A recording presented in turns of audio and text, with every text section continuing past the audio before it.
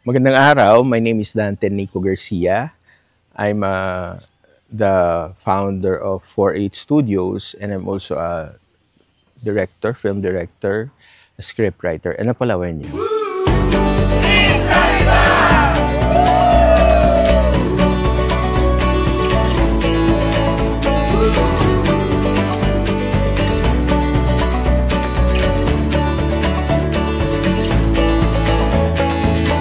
Isa po akong kuyo nun.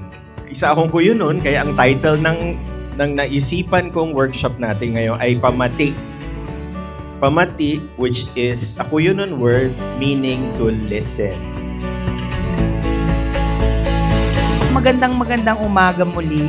Tuwang-tuwa kami nila Ma'am Len dahil nandirito ang lahat ng mga in-expect naming participants. Maraming salamat po sa inyo at welcome to Daluyon!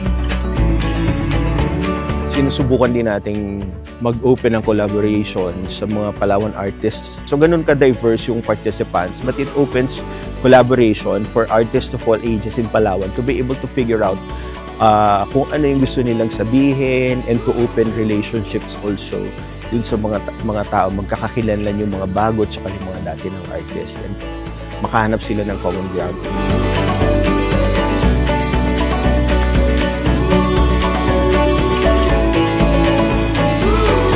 We brought the camp here sa isang tahimik na lugar para lang to allow young artists and not so young artists to listen to themselves kung ano yung gusto nilang sabihin.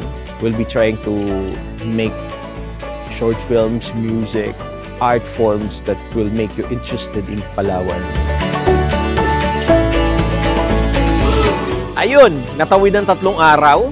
Maraming salamat sa nag-participate. Sa mga hindi nakapag-participate, meron pa uli next year. Pero abangan nyo lahat ng output namin na ilalabas namin sa July 1, 2, 3, 2026. May 7 buwan kami para i-develop lahat ng mga napag-usapan namin.